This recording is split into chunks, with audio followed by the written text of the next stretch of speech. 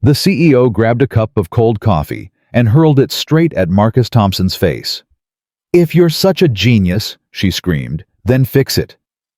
30 senior engineers laughed. The black janitor stood frozen coffee dripping down his uniform, his mop clattering to the floor.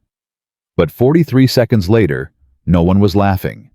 Because the man they just humiliated saved their $50 million system while his hands trembled and his lips whispered words no one heard. "I can't lose this job. My son is dying." What happened next satisfies more than any satisfies, more than any satisfies, more than any satisfies, more than any satisfies, more than any revenge story you've ever seen. Comment the city you're watching from. Let's see how far this story travels. The fluorescent lights buzzed. Marcus Thompson pushed his mop bucket down the hallway of Nexus Technologies. His shoulders hunched, his eyes fixed on the floor. He had learned over 2 painful years that invisibility was survival. Don't look up. Don't speak. Don't exist. That was the rule. At 54 years old, Marcus had perfected the art of disappearing. He moved through the building like a ghost cleaning conference rooms where million-dollar deals were signed, emptying trash cans filled with takeout containers that cost more than his daily wage, wiping fingerprints off glass doors that led to offices he once dreamed of owning. No one saw him. No one acknowledged him. And that was fine. Because every time someone looked through him like he was nothing, Marcus reminded himself why he was here. Elijah. Keep your head down for Elijah. His son was 8 years old, had his mother's eyes, and was fighting a battle no child should ever face. Leukemia. The word still felt like broken glass in Marcus's throat every time he thought it. 3 rounds of chemotherapy, 2 bone marrow treatments, 1 surgery that nearly killed him. And now another procedure scheduled for next week, one the doctors said could change everything. But hope cost money. Hope cost $47,000 to be exact. Money Marcus didn't have. Money his insurance refused to cover. Money that kept him mopping floors at 6 a.m. instead of sleeping, kept him skipping meals, so Elijah could have fresh fruit, kept him smiling through exhaustion because his son needed to believe everything would be okay. So Marcus pushed his bucket, head down, mouth shut, invisible, until today. The chaos started at exactly 9:47 a.m. Marcus was replacing a broken light fixture in the 3rd floor supply closet when he heard a sound that cut through the building like a siren. Shouting, running footsteps, doors slamming. He stepped into the hallway and felt the energy immediately. Something was wrong. Something was very wrong. Engineers sprinted past him without a glance. Phones rang unanswered. Someone yelled, "It's spreading to the backup servers." Marcus pressed himself against the wall, watching. He had worked in tech long enough to recognize panic. This wasn't a minor glitch. This was catastrophic. He followed the current of chaos toward the main operations center on the 4th floor, dragging his mop bucket behind him. Not because anyone asked, but because he needed to see. Some part of him, the part he had buried for years, needed to understand. The operations center was glass-walled, modern, sleek, designed to impress investors and intimidate competitors. Right now, it looked like a war room after a bomb had dropped. 30 engineers hunched over terminals, typing frantically, shouting commands that went nowhere. Screens flashed red. Alarms blared. Data streams corrupted in real time, cascading across monitors like digital bleeding. Marcus stood at the entrance, invisible as always, and watched. We've lost the authentication layer. The firewall's completely bypassed. It's not responding. Someone tell me what the hell is happening. The voices overlapped, desperate, panicked. These were some of the highest-paid engineers in the country, graduates from MIT, Stanford, Carnegie Mellon. They had certifications Marcus could wallpaper his apartment with. They had stock options worth more than his lifetime earnings. And right now, they had nothing. Marcus's fingers twitched. He recognized the pattern on the screens, the cascading failures, the corrupted logic loops. He had seen this before, not exactly this, but something like it. Years ago. Another lifetime ago. Don't, he told himself, stay invisible, stay employed. Elijah needs you. He gripped his mop handle tighter and forced himself to look away. That's when the elevator doors opened and Victoria Chen stepped out. Victoria Chen was not a woman who entered rooms. She invaded them. At 46, she had built Nexus Technologies from a garage startup into a $2 billion empire through sheer force of will, ruthless intelligence, and an absolute refusal to accept failure. She wore her signature white blazer like armor, her heels clicking against the floor like gunshots. The engineers froze when they saw her. "Someone," Victoria said, her voice cutting through the chaos like a blade, "explain to me why our entire system is collapsing." No one spoke. 30 engineers. She continued walking slowly toward the center of the room. 30 of the best minds money can buy, combined salaries of what, 4 million a year. 5. And not one of you can tell me why we're hemorrhaging $50,000 every minute. David Park. The chief technology officer stepped forward. His face was pale sweating. "Victoria, it's a sophisticated attack. The malware embedded itself in the—" "I don't want excuses, David. I want solutions." "We're working on it. We just need more time?" "Time!" Victoria laughed, but there was no humor in it. "We've already lost $3 million.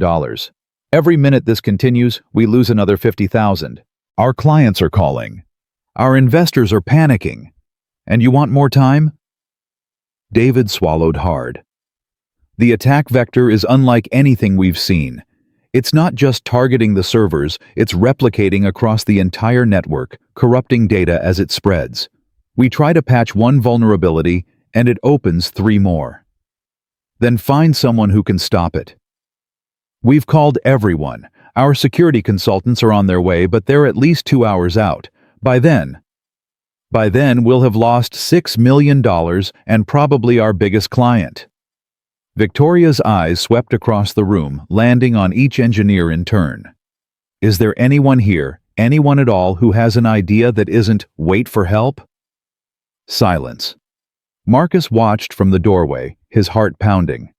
On the main screen he could see the data corruption spreading, but underneath the chaos he noticed something, a flicker barely perceptible. A pattern in the timestamps. The malware wasn't random. It was following a sequence. "Don't say anything. Don't say anything. Don't, ma'am." The word left his mouth before he could stop it. Every head in the room turned toward him. Marcus felt 30 pairs of eyes land on his face, his uniform, his mop bucket. He watched their expressions shift: confusion, then recognition, then dismissal. Victoria Chen's gaze was the last to reach him. Her eyes traveled from his work boots to his faded jumpsuit to the name tag stitched above his chest. Marcus. Maintenance.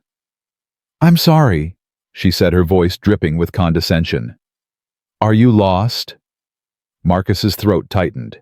He should apologize. He should back away. He should disappear like he always did. But the pattern on the screen kept pulling at him.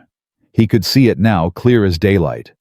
The cascade wasn't random, it was designed. And there was a kill switch buried in the code, hidden where no one was looking.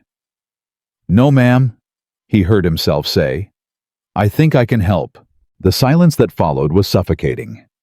Then someone laughed. A single sharp bark of disbelief.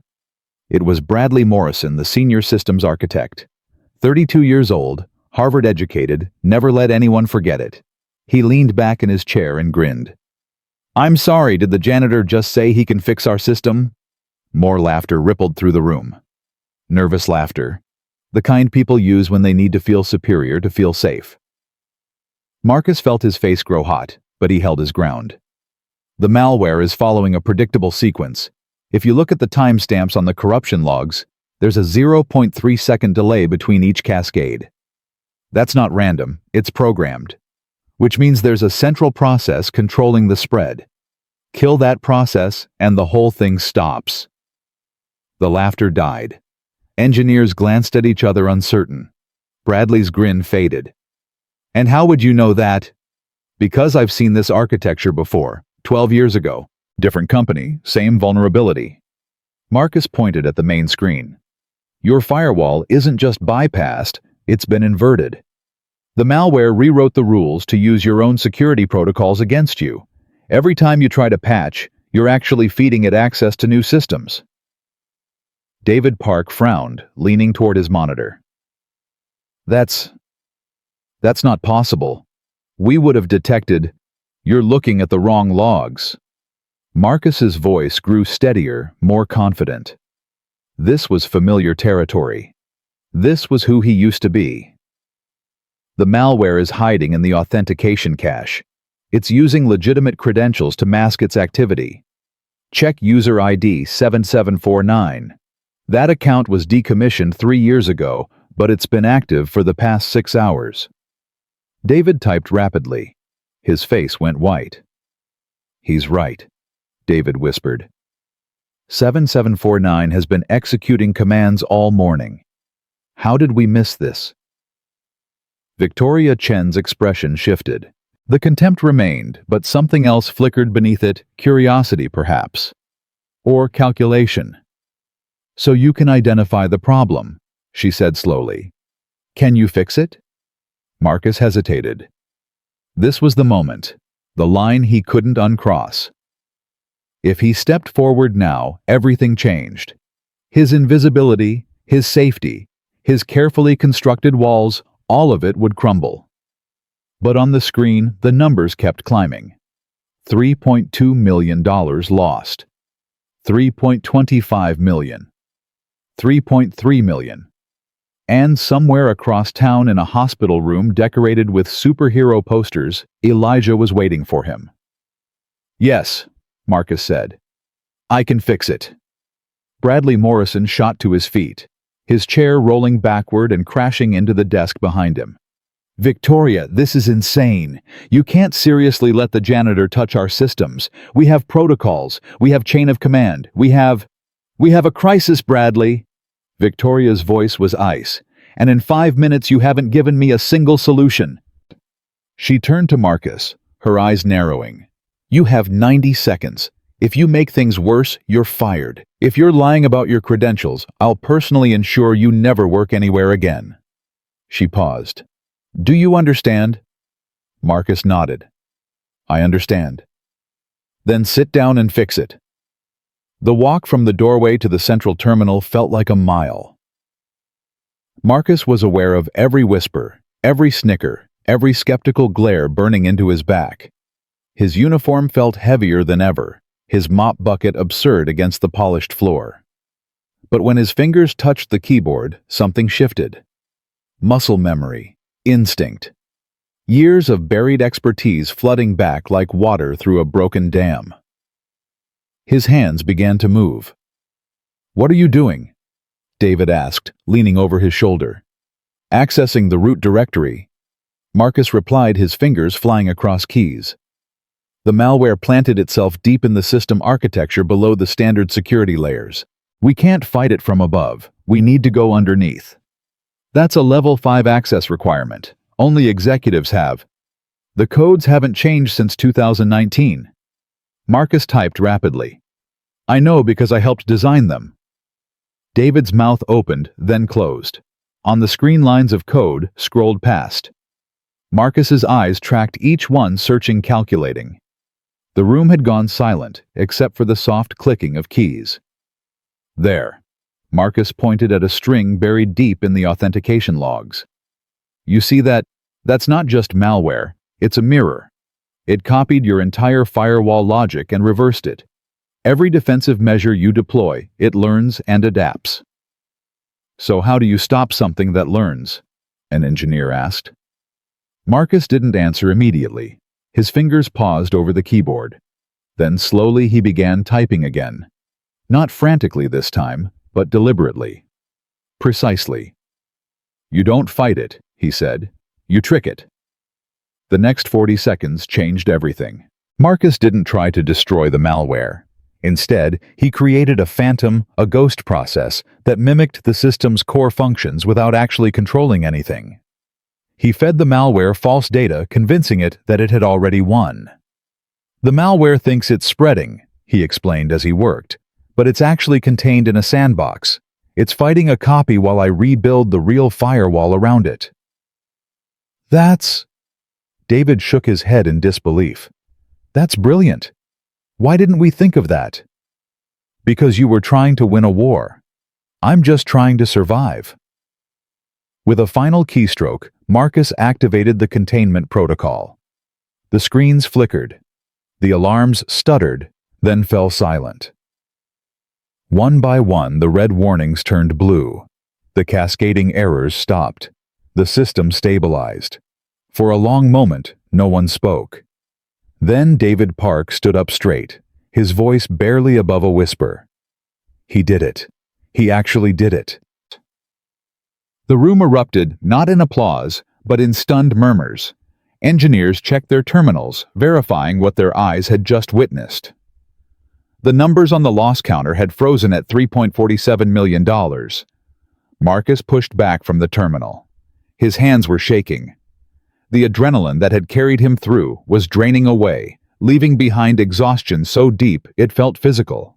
He had saved them. He had saved the company.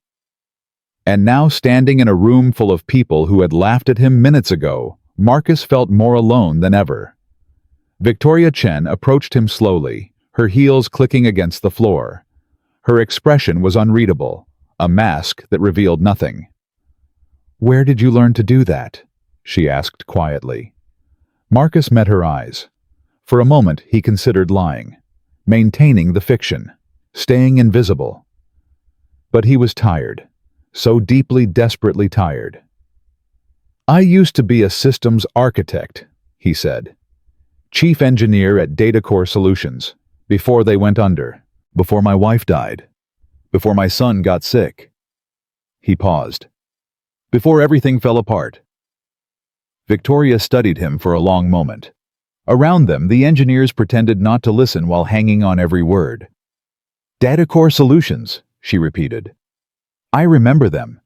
They had some of the best security infrastructure in the industry, until the CEO embezzled everything and left his employees with nothing." Marcus nodded. "I was one of those employees. Lost my job, my savings, my health insurance all in the same week. My wife was 7 months pregnant when the stress sent her into early labor. Complications. Bleeding. The doctors said they could only save one of them." His voice cracked, but he forced himself to continue. "I chose my son, and I've been trying to keep him alive ever since." Victoria was silent. Behind her, Bradley Morrison shifted uncomfortably, suddenly unable to meet Marcus's eyes. "He has leukemia," Marcus continued. "Stage 3. The treatments are working, but they're expensive. My insurance won't cover the experimental procedure he needs, so I work here. I clean your offices, I fix your lights, and I keep my head down because I can't afford to lose this job." He gestured at the now stable screens. "But I also can't watch a system die when I know how to save it." The silence stretched. Then Victoria Chen did something that shocked everyone in the room, including herself. She extended her hand. "Thank you," she said simply. "You just saved my company."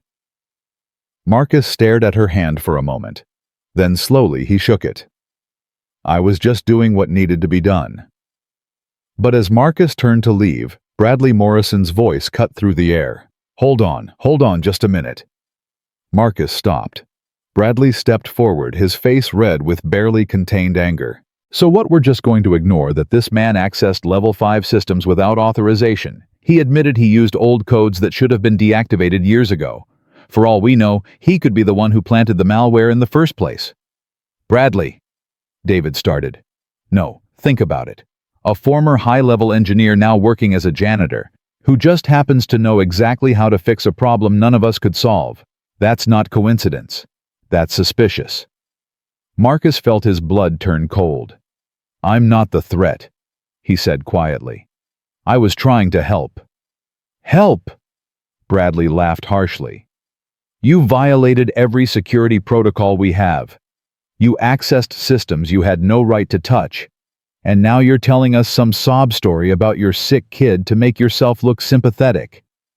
He turned to Victoria. "We should be calling the police, not shaking his hand." The room shifted. Doubt crept into the eyes of the engineers who had just watched Marcus save them. The gratitude Marcus had glimpsed moments ago vanished, replaced by suspicion. "Victoria," David said carefully. "Bradley raises some legitimate concerns. We should at least conduct an investigation." "An investigation?" Victoria's voice was flat. "Into the man who just stopped us from losing $50 million. Protocol exists for a reason," Bradley pressed. "If we let this slide, we're setting a dangerous precedent. What happens next time someone in maintenance decides to access our systems?" Victoria looked at Marcus, then at Bradley, then at the stabilized screens. When she spoke, her voice was cold. "Fine. Marcus, you're suspended pending investigation. Report to HR tomorrow morning. Until then, you're not to set foot in this building." Marcus felt the floor drop beneath him. "Ma'am, please, I need this job. My son?" "I'm sorry." Victoria's expression hardened. "But Bradley's right. We have protocols. And I can't be seen making exceptions, no matter how impressive your work today was." She turned away. And just like that, Marcus Thompson went from hero to suspect. He didn't remember leaving the building. Didn't remember the walk to the bus stop. Didn't remember the ride across town. He only remembered arriving at the hospital, walking through the familiar corridors, and pushing open the door to room 412. Elijah was awake, sitting up in bed, his small body dwarfed by tubes and monitors, his eyes brightening when he saw his father. "Dad, you're early." Marcus forced a smile. "Surprised you didn't?" Did something happen at work?" Marcus sat down on the edge of the bed, taking his son's hand. The skin was thin, almost translucent, stretched over bones that seemed too fragile for this world. "Nothing important," he lied. "Just got off early today." Elijah studied his father's face with eyes too wise for an 8-year-old.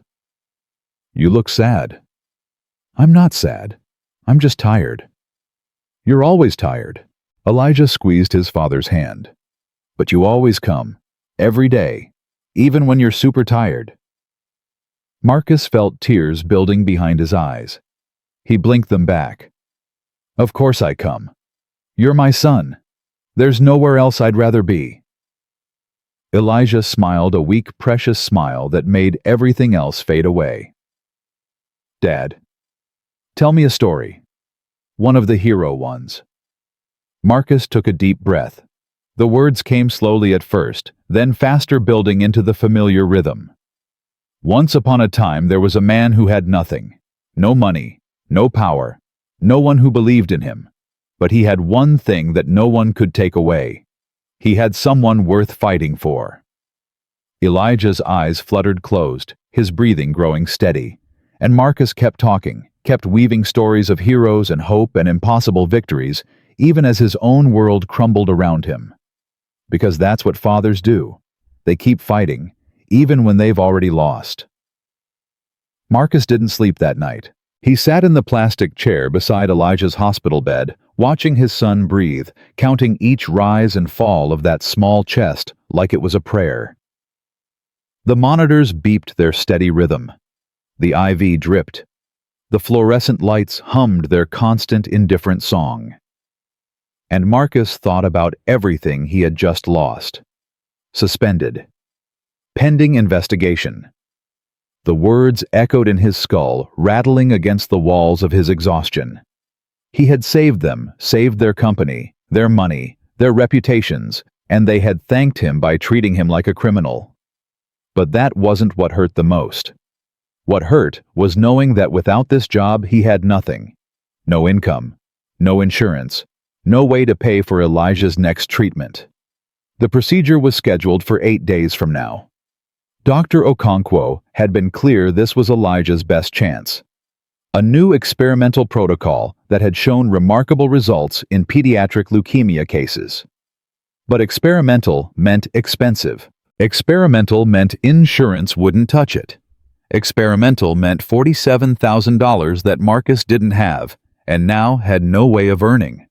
He looked at his son's face, peaceful in sleep, and felt something crack inside his chest.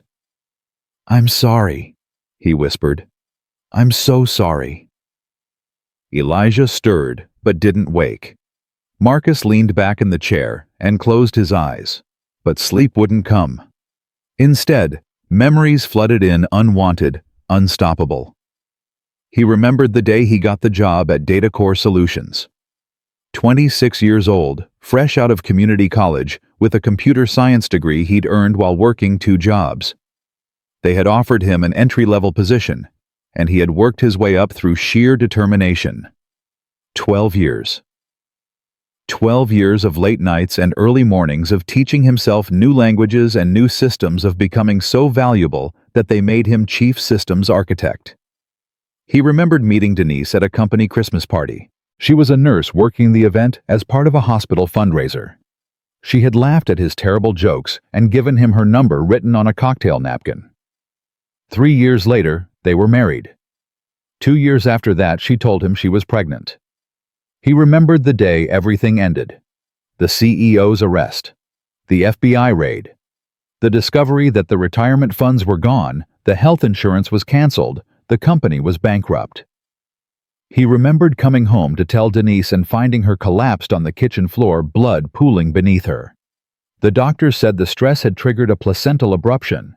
The baby was coming 7 weeks early. There were complications. Massive hemorrhaging. They could save one of them maybe, but not both. Marcus remembered screaming, remembered begging, remembered the moment the doctor asked him to choose. He chose Elijah, and he had been trying to forgive himself ever since. The sun rose over the city, painting the hospital room in shades of gold and amber that Marcus barely noticed. A nurse came in to check Elijah's vitals, offered Marcus a sympathetic smile, and left without a word. She had seen him here every morning for months. She knew better than to ask if he was okay. Around 7, Elijah's eyes fluttered open. "Dad." His voice was small, hoarse from sleep. "Did you stay all night again?" Marcus forced a smile. "Where else would I be?" "You need to sleep, Dad. Dr. Okonkwo says rest is important for healing. Maybe you need healing too." "I'll rest when you rest." Elijah frowned. "That doesn't make sense." "Most things don't, buddy. You'll figure that out when you're older." Elijah was quiet for a moment, his small fingers picking at the blanket. Then, "Dad, am I going to die?" The question hit Marcus like a physical blow. He felt his throat close, his eyes burn, but he kept his face steady because that's what fathers do. "No," he said firmly. "You're not going to die. You're going to get better. Dr. Okonkwo has a special treatment planned, and it's going to make you strong again. Strong enough to play basketball, strong enough to ride a bike, strong enough to do all the things you've been dreaming about. Promise." Marcus took his son's hand. "I promise." It was a promise he had no idea how to keep. But he made it anyway because hope was the only medicine he could still afford. Around 8 o'clock, Marcus's phone buzzed. He glanced at the screen and felt his stomach drop. HR Department. Nexus Technologies. Meeting scheduled 10:00 a.m. Conference Room B. Attendance mandatory. He stared at the message for a long moment. Then he looked at Elijah, who had fallen back into a light doze. "I have to go somewhere," Marcus said softly. "But I'll be back soon.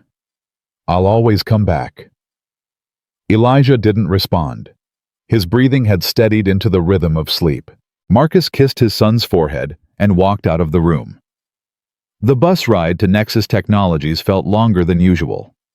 Marcus sat in the back, watching the city slide past the grimy windows, and tried to prepare himself for what was coming.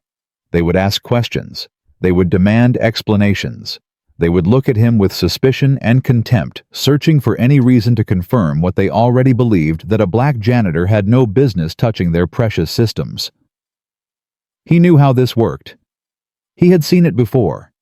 When you looked like him in a world like this, guilt was always assumed. Innocence had to be proven over and over, and even then it was never quite believed. But Marcus had one advantage: the truth.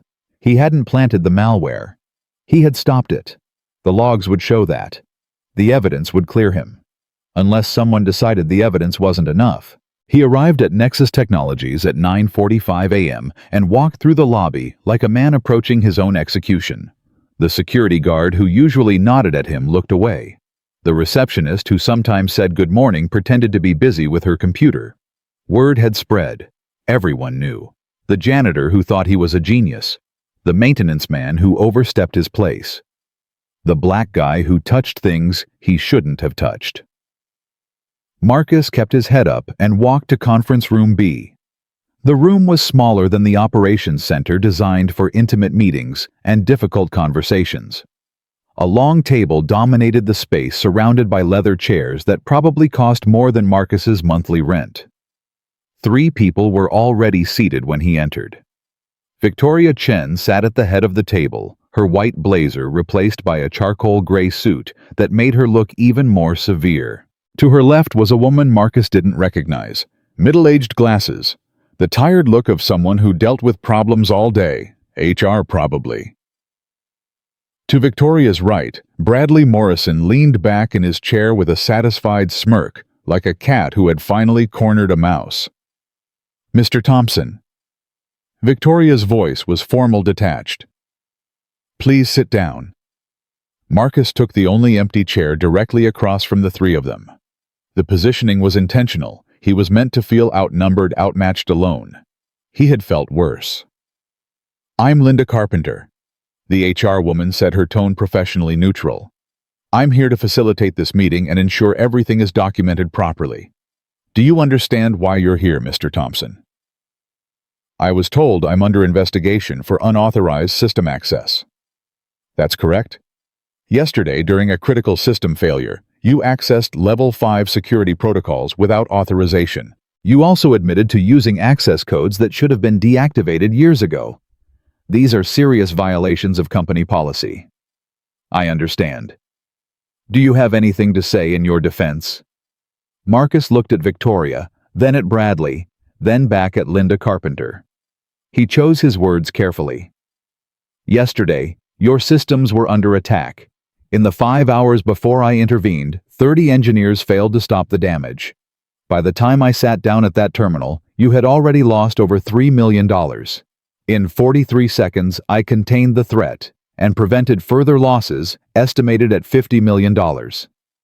He paused. "I violated protocol because protocol was failing. I used old access codes because no one had bothered to change them. And I did it because I couldn't stand by and watch everything collapse when I knew how to help." Linda made a note on her tablet. "And how did you know how to help, Mr. Thompson?" "Your employment file says you're a maintenance technician. Where did you acquire the skills to execute such a sophisticated countermeasure?" "I used to be a systems architect. 15 years of experience before I came here." "And why didn't you include that experience in your job application?" "Because I wasn't applying for a systems architect position. I was applying to be a janitor. My previous experience wasn't relevant." Bradley leaned forward, his smirk widening. "Or maybe you didn't want anyone to know what you were really capable of. Maybe you were planning something from the beginning." Marcus met his gaze steadily. "Planning what exactly? You tell me, a former high-level engineer reduced to mopping floors, nursing some obvious grudge against the industry that abandoned him. You had access to the entire building. You knew the systems. You could have planted that malware months ago, set it to detonate at the perfect moment, then swooped in to save us all. Classic hero syndrome." "That's an interesting theory," Marcus said quietly. "But there's one problem with it." "Oh, really? What's that?" "If I planted the malware, why would I use a signature I could be traced to? Why would I use my knowledge to stop an attack I created? And why would I risk my job, the only thing keeping my son alive, on some petty revenge scheme?" Bradley's smirk faltered slightly. "Your son? My son has leukemia. Stage 3. He's in the hospital right now, waiting for a treatment that costs more money than I'll ever have. This job, this janitor job that you think is beneath you, is the only thing paying for his medicine. Do you really think I would risk that for revenge?" The room went silent. Linda Carpenter's pen stopped moving. Victoria Chen's expression remained unreadable, but something flickered in her eyes, doubt perhaps, or recognition. Bradley recovered quickly. A convenient story, but it doesn't change the facts. You broke protocol. You accessed systems illegally. And we only have your word that you didn't cause this mess in the first place. Then check the logs, Marcus said. The malware's origin point will be traceable. My activity yesterday will be documented. If I'm the threat you say I am, the evidence will prove it. And if I'm not... He let the sentence hang. Victoria spoke for the first time since the meeting began. We've already begun analyzing the logs. The security team has been working through the night. We should have preliminary results within 24 hours. And until then, Marcus asked. Until then, you remain suspended. You're not to enter the building, access any company systems, or contact any employees regarding this matter. Victoria's voice softened slightly. I understand this is difficult, Mr. Thompson, but we have procedures to follow. I'm sure you understand. Marcus understood. He understood that procedures were another word for protection, not for people like him, but from people like him. He understood that no matter what the evidence showed, there would always be doubt. Always suspicion. Always that voice in the back of people's minds whispering that maybe, just maybe, the black janitor wasn't what he seemed. He stood up from the table. I understand perfectly, he said. Is there anything else? Linda Carpenter shook her head. We'll be in touch. Marcus walked out of the conference room without looking back. He was halfway to the elevator when footsteps caught up with him. Mr. Thompson, wait. He turned. Victoria Chen was walking toward him, her heels clicking against the floor, her expression still carefully controlled. I wanted to say something, she said, stopping a few feet away. Off the record. Marcus waited. What you did yesterday was remarkable. I've been in this industry for 20 years, and I've never seen anyone work the way you did. The speed, the precision, the creativity. She paused. Bradley is an excellent engineer, but he's also threatened by anyone who makes him look ordinary. His accusations are motivated by ego, not evidence. Then why am I still suspended? Because I have a board to answer to. Investors, clients. They need to see that we take security seriously, that we follow proper procedures, that we don't make exceptions even for people who save us. Victoria's voice dropped. But between you and me, I don't believe you planted that malware. I think you're exactly what you say. You are a man who used to be exceptional, who fell on hard times, who did what he had to do to survive. Marcus felt something shift in his chest. Gratitude, maybe. Or just the relief of being seen. Thank you, he said quietly. Don't thank me yet. The investigation will run its course. If the evidence clears you, and I believe it will, we'll talk about your future with this company. She turned to leave, then paused. Your son, the one with leukemia, how old is he? 8. Victoria was silent for a moment. My daughter was diagnosed with lymphoma when she was 6. She's 12 now. Healthy, thriving. It felt impossible at the time, but it wasn't. She met his eyes. Don't give up, Mr. Thompson. Sometimes the impossible happens. She walked away before Marcus could respond. He stood in the hallway for a long moment, processing what had just happened. Then he took the elevator down, walked through the lobby, and stepped out into the morning sun. He had no job, no income, no guarantee of anything. But for the first time in months, someone had looked at him and seen a human being instead of a uniform. It wasn't much, but it was something. Marcus spent the next 3 days in a kind of purgatory. He visited Elijah every morning and every evening, bringing books and games and whatever small treats the nurses would allow. He told stories about heroes and magic and worlds where good always triumphed over evil. He held his son's hand during blood draws and port flushes and all the other small tortures that had become routine. And when Elijah slept, Marcus sat in the plastic chair and stared at the ceiling and tried not to think about the numbers. $47,000 to $1,000 for the procedure. $2,400 in rent due at the end of the month. $600 in utilities. $400 for groceries and essentials. And exactly $847.52 in his bank account. The math didn't work. It never worked. He had been juggling debts for so long that falling had started to feel like flying a constant, controlled descent that he had almost convinced himself was sustainable. But now, without income, the descent was accelerating. On the second day, Marcus called his sister in Chicago. "Vanessa, I need help." "Marcus." Her voice was warm but worried. "What's wrong? Is it Elijah?" No, he's stable. It's work. I got suspended. Some misunderstanding about a security thing. They're investigating, but in the meantime I have no income, and Elijah's procedure is in 6 days, and I don't know what to do." The line was quiet for a long moment. "How much do you need?" "Vanessa, I can't ask you." "How much?" Marcus closed his eyes. $47,000, for the procedure alone. He heard her sharp intake of breath. "Marcus, I want to help. You know I do. But I don't have that kind of money. With the kids' college funds and the mortgage, I could maybe scrape together 5,000, maybe 6. But it's okay." Marcus kept his voice steady, even as his heart sank. "I shouldn't have asked. I'm sorry." "Don't apologize. You're my brother. Elijah is my nephew. If I could give you everything, I would. But 5,000 won't even make a dent in that number." "Every little bit helps," Marcus lied. "What about his father's side, Denise's family?" "Her parents passed before we got married. She was an only child. There's no one left." Vanessa was quiet again. Then, "What about medical fundraising? Those GoFundMe things. People raise money for treatments all the time." "I looked into it. Most campaigns raise a few $100s at best. The ones that go viral are usually kids with famous parents or stories that hit social media just right. I'm just a janitor with a sick son. Nobody's going to donate $40,000 to a stranger." "You're not just a janitor.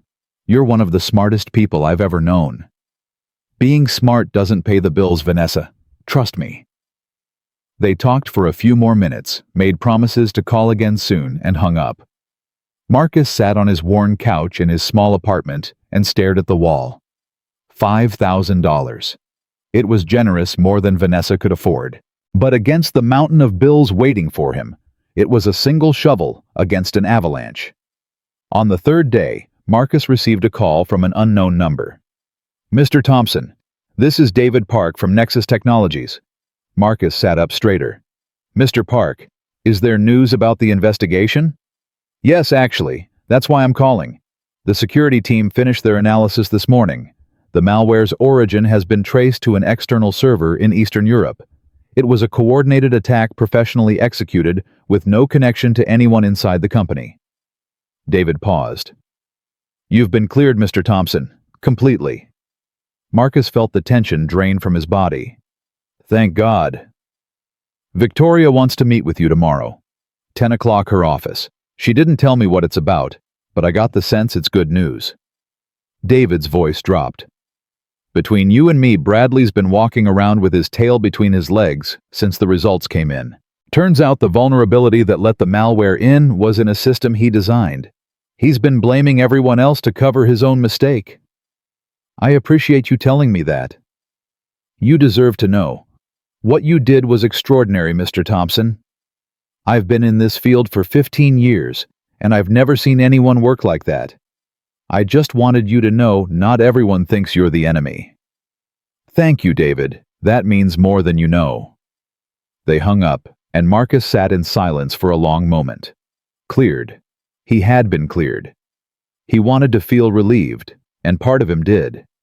But another part, the part that had learned to expect disappointment, remained cautious. Being cleared didn't mean being valued. It didn't mean getting his job back or being treated with respect or having the money he needed to save his son. It just meant he wasn't going to prison.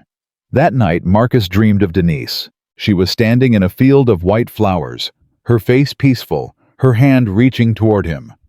He tried to run to her, but his feet wouldn't move. He tried to call her name, but his voice wouldn't work. She smiled at him, that same sad, knowing smile she had given him in the hospital room right before the end, and then she was gone. He woke up gasping, his heart pounding, his face wet with tears. He didn't remember crying. The clock read 4:47 a.m. Outside, the city was still dark.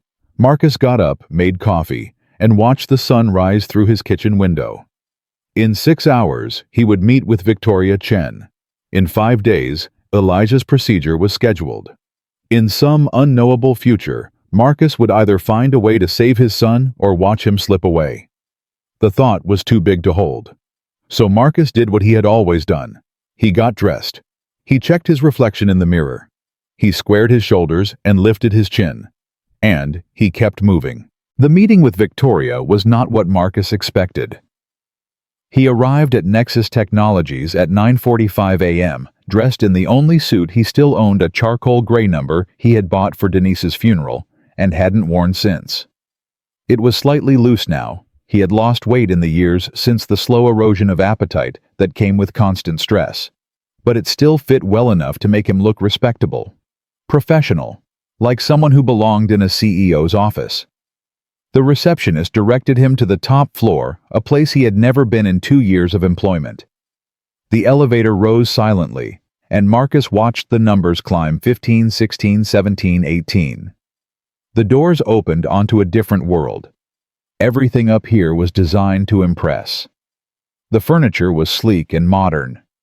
The walls were lined with awards and magazine covers. The windows offered panoramic views of the city skyline glittering in the morning light. And at the center of it all, behind a desk that probably cost more than Marcus's car, sat Victoria Chen. "Mr. Thompson." She rose to greet him, extending her hand. "Thank you for coming." "Thank you for inviting me." She gestured to a chair across from her desk, and Marcus sat down. He noticed that they were alone. No HR representative, no Bradley Morrison, no witnesses. Whatever this conversation was about, Victoria wanted it to be private. "I'll get straight to the point," she said, settling back into her chair. "The investigation cleared you completely. The malware came from outside, and you had nothing to do with it. Your actions that day were entirely heroic." She paused. "I owe you an apology, Mr. Thompson. When Bradley made his accusations, I should have defended you. Instead, I suspended you to protect myself. That was cowardly, and I'm sorry." Marcus blinked. In his 54 years, he couldn't remember the last time someone in power had apologized to him. "I appreciate that," he said carefully. "More than you know." "I also want to make things right." Victoria leaned forward, her eyes intense.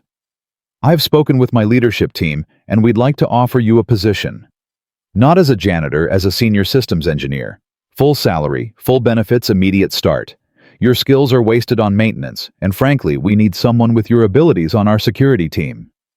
Marcus felt the world tilt beneath him. "You're offering me an engineering job. I'm offering you the job you should have had all along.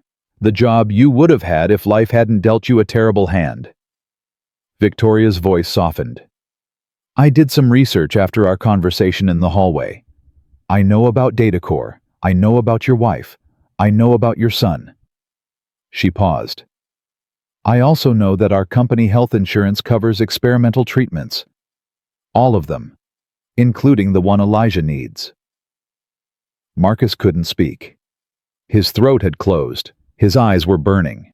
"The salary would be $185,000 per year," Victoria continued, "plus stock options, performance bonuses, and full benefits starting immediately. We would also provide a signing bonus of $25,000 to help with any immediate expenses." She slid a folder across the desk. "The offer is all here. Take your time to review it." Marcus stared at the folder, like it might disappear if he touched it. "Why?" he finally managed. "Why are you doing this?" Victoria was quiet for a moment. When she spoke, her voice was different, softer, more human. Because I know what it's like to feel powerless when someone you love is suffering. When my daughter was sick, I would have done anything to save her. I would have scrubbed floors. I would have begged on street corners. I would have swallowed every ounce of pride I had if it meant giving her one more day. She met his eyes. You've been doing that for years, Mr. Thompson, and you never complained. You never gave up. You just kept showing up, doing the work, being invisible, so that your son could have a chance. She leaned back in her chair. That's not just intelligence. That's character.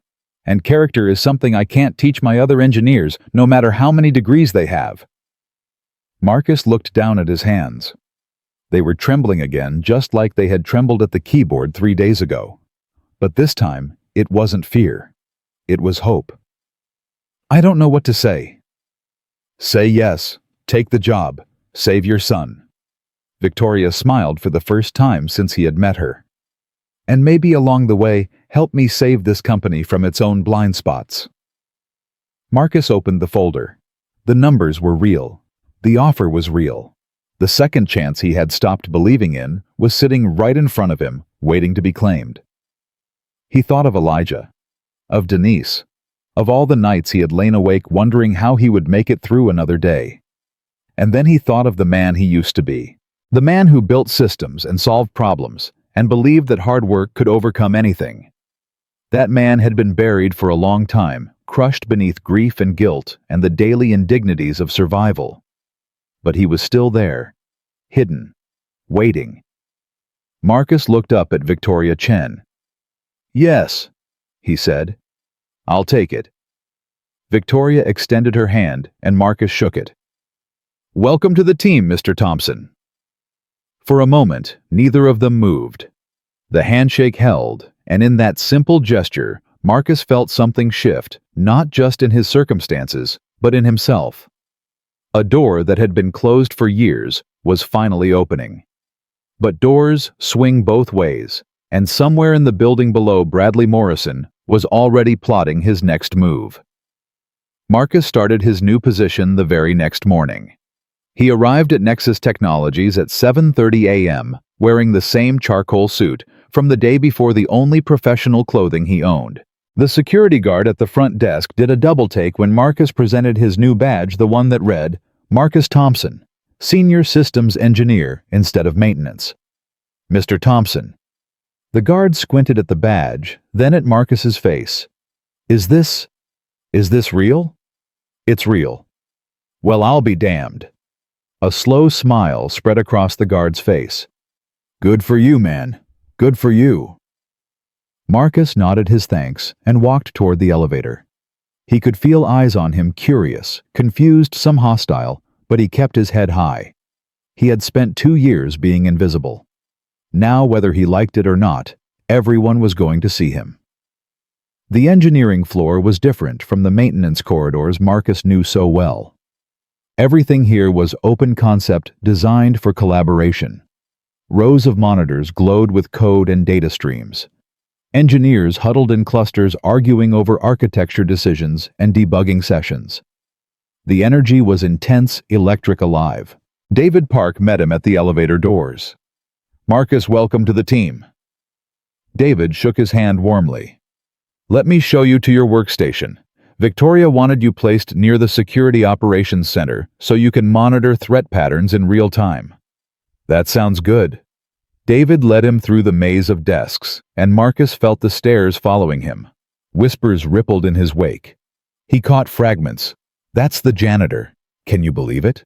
What is Victoria thinking? But he didn't react. He had survived worse than whispers. His workstation was in a corner near the glass-walled operations center, positioned so he could see both the main floor and the security monitors. A brand new laptop sat waiting along with a stack of access credentials and documentation. Take your time getting settled, David said. We have a team meeting at 10 to introduce you officially. Until then, feel free to familiarize yourself with the systems. Your clearance is already active. Thank you, David, for everything. David clapped him on the shoulder. You earned this, Marcus. Don't let anyone tell you otherwise. He walked away, and Marcus sat down at his new desk. For a long moment, he just stared at the screen, processing the surreal reality of his situation. 3 days ago, he had been mopping floors. Now he was sitting in an engineer's chair, with an engineer's salary, with health insurance that would cover Elijah's treatment. He thought of his son still lying in that hospital bed, still fighting. The procedure was scheduled for 4 days from now. Dr. Okonkwo had already confirmed that the insurance authorization had come through. Everything was in place. All Marcus had to do was not mess this up. He logged into the system and began to work. The team meeting at 10 o'clock was uncomfortable. 30 engineers gathered in the main conference room, the same room where Marcus had been humiliated days earlier. Victoria stood at the head of the table, commanding attention without effort. "I want to formally introduce our newest senior systems engineer," she said. "Marcus Thompson. Many of you witnessed his work during last week's crisis. His quick thinking and technical expertise saved this company from catastrophic losses. I've asked him to join our security team on a permanent basis." Silence. A few engineers offered polite nods. Most avoided eye contact. And in the back of the room, Bradley Morrison leaned against the wall with his arms crossed, his expression unreadable. "Marcus, would you like to say a few words?" Victoria asked. Marcus stood. He had never been comfortable with public speaking, but he understood the importance of this moment. He needed to establish himself to show that he belonged here. "I know this is unusual," he began, keeping his voice steady. "A week ago, I was the guy who cleaned your offices. Now I'm the guy sitting next to you in meetings. I understand if that's strange. I understand if you have doubts." He paused, meeting the eyes of those brave enough to look at him. "But I'm not here to take anyone's job or step on anyone's toes. I'm here because I have skills that can help this company, and I want to use them. That's all. I'll prove myself through my work, not through words." He sat down. Victoria nodded approvingly. "Thank you, Marcus. Now let's move on to the weekly security briefing." The meeting continued, but Marcus could feel the tension in the room. Some engineers seemed willing to give him a chance. Others radiated skepticism, and Bradley hadn't moved, hadn't spoken, hadn't revealed anything. That worried Marcus more than open hostility would have. After the meeting, Bradley approached him. "Marcus," he said the name like it tasted bad. "Quite the promotion you got, janitor to senior engineer in 1 week. Must be some kind of record." "I got lucky." "Lucky?" Bradley laughed softly. "Is that what you call it?" "Because from where I'm standing it looks like something else entirely. It looks like manipulation. It looks like playing the victim card so well that our CEO fell for it." Marcus kept his voice calm.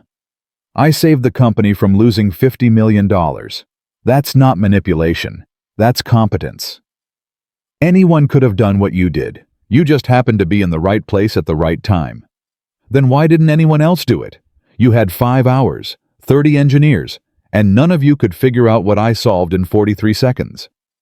Bradley's face darkened. "Be careful, Marcus. You're new here. You don't have friends. You don't have allies.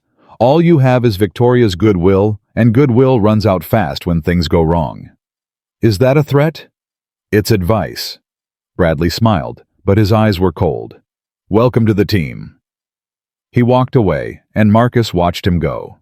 The first sign of trouble came on Marcus's 3rd day. He arrived at his workstation to find his access credentials revoked. The system wouldn't let him log in. His security clearance had been downgraded from level 5 to level 2, barely enough to access the company email. Marcus walked to David's desk. "David, something's wrong with my credentials. I can't access any of the security systems."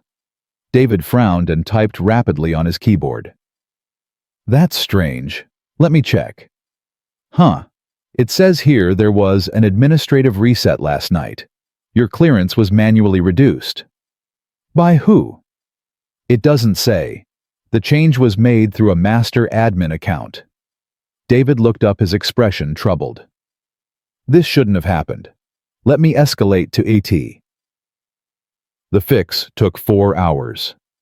4 hours of Marcus sitting at his desk, unable to work, while the engineers around him pretended not to notice.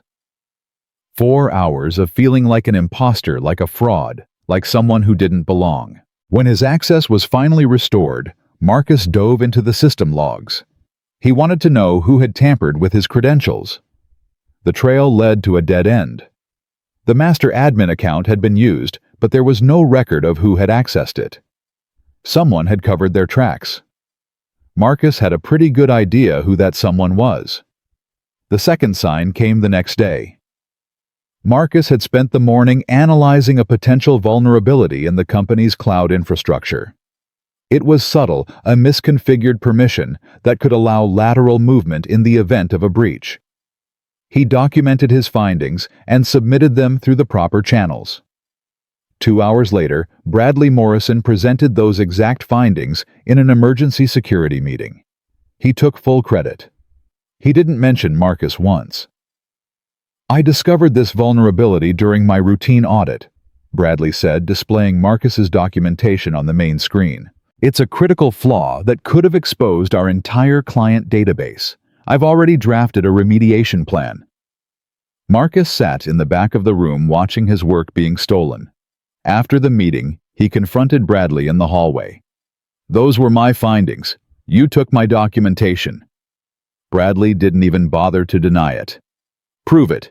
Your name isn't on the report. I submitted it through my account. As far as anyone knows, I did the analysis. I have the original files with timestamps. And I have senior engineers who will testify that I briefed them on this issue yesterday. Your timestamps mean nothing." Bradley stepped closer, lowering his voice. "You don't understand how this works, do you? You think talent is enough? You think hard work is enough? It's not. What matters is relationships, reputation, politics, and you have none of those things. You're an outsider, a charity case, Victoria's pet project. I'm an engineer who does his job. You're a janitor who got lucky once. And the moment you stop being useful, the moment you make one mistake, you'll be gone. Back to mopping floors. Back to being nobody." Bradley smiled. "I'm just helping accelerate the timeline." He walked away, and Marcus stood alone in the empty hallway, his fists clenched at his sides. That night, Marcus sat beside Elijah's hospital bed, holding his son's hand. The procedure was scheduled for tomorrow morning. Elijah had been prepped blood work scans consultations. The doctors were optimistic. Dr. Okonkwo said the treatment had a 70% success rate. 70%. Those were good odds, but all Marcus could think about was the other 30. "Dad." Elijah's voice was drowsy from medication. "Are you scared?" Marcus squeezed his hand. "A little. Are you?" "A little." Elijah was quiet for a moment. "But I remembered what you said. About heroes. How they're not the ones who aren't scared. They're the ones who are scared but do it anyway." "That's right. So I'm going to be brave. Like you." Marcus felt tears building behind his eyes. "You're already the bravest person I know, Elijah. You've been brave since the day you were born. Will you be here when I wake up?" "I'll be right here, I promise." "And if I don't wake up?" The question hit Marcus like a knife. He forced himself to breathe to keep his voice steady. "You're going to wake up," he said. "And I'm going to be right here waiting for you. And then we're going to go home, and I'm going to make you pancakes, and we're going to watch all your favorite movies, and everything is going to be okay." Elijah smiled weakly. "Can we get a dog?" "What? If I get better? Can we get a dog? I always wanted a dog." Marcus laughed a broken, watery laugh. "Yeah, buddy. We can get a dog, whatever you want." "Promise." "I promise." Elijah's eyes fluttered closed, and within moments he was asleep. Marcus sat there for a long time watching his son breathe, memorizing every detail of his face, the curve of his cheek, the shape of his nose, the way his eyelashes rested against his skin. Tomorrow would change everything. Tomorrow would determine whether all the fighting, all the sacrifice, all the pain had been worth it. Marcus stayed until the nurses made him leave. Then he went home to an empty apartment and tried to sleep. He couldn't. The morning of the procedure dawned gray and cold. Marcus arrived at the hospital at 5:30 a.m., an hour before Elijah was scheduled to be taken to the operating room. His son was already awake, sitting up in bed, looking impossibly small beneath the thin hospital blanket. "Hey, buddy." "Hey, Dad." Marcus sat on the edge of the bed and pulled Elijah into a gentle hug. He held him for a long moment, breathing in the scent of hospital soap and antiseptic, feeling his son's heart beating against his own. "I love you," Marcus whispered, "more than anything in this world. You know that, right?" "I know." Elijah's voice was muffled against his shoulder. "I love you too, Dad." The nurses came at 6:15. They were kind, efficient, practiced in the art of separating terrified parents from their children. One of them, a middle-aged woman with gentle eyes, put a hand on Marcus's shoulder. "He's in good hands, Mr. Thompson. Dr. Okonkwo is the best in the field. We'll take care of him." Marcus nodded. He couldn't speak. He bent down and kissed Elijah's forehead. "I'll see you soon, hero." "See you soon, Dad." They wheeled him away. Marcus watched until the bed disappeared around the corner, and then he stood alone in the empty room surrounded by silence. The procedure was supposed to take 4 hours. Marcus spent every minute of those 4 hours in the waiting room, unable to sit still, unable to read, unable to do anything but pace and pray. He called Vanessa once. She cried on the phone. He told her everything would be fine, even though he didn't know if that was true. He thought about Denise. Wondered if she was watching. Wondered if she would forgive him for choosing Elijah that day in the delivery room. Wondered if she knew how hard he had fought to keep their son alive. At 10:47 a.m., Dr. Okonkwo walked into the waiting room. Marcus was on his feet immediately. "Doctor, how is he? Is he okay?" Dr. Okonkwo's face was impossible to read. "Mr. Thompson, the procedure went well. We were able to complete the treatment without complications. He's okay. He's stable. The next 24 hours are critical. We need to monitor his response to the treatment, but his initial signs are promising." Dr. Okonkwo allowed himself a small smile. "Elijah is a fighter. He came through like a champion." Marcus's knees buckled. He grabbed the back of a chair to steady himself, his entire body shaking with relief. "Can I see him?" "In about an hour, once he's moved to recovery. A nurse will come get you." "Thank you." Marcus's voice cracked. "Thank you for saving my son." Dr. Okonkwo nodded. "Thank your insurance company. That treatment isn't cheap. I'm glad they came through." He walked away, and Marcus collapsed into a chair, his face in his hands, tears streaming through his fingers. Elijah was alive. Elijah was going to be okay. Marcus had never believed in miracles. But in that moment, sitting in a hospital waiting room with the weight of the world lifting from his shoulders, he came as close as he ever had. The next few days were a blur of hope and exhaustion.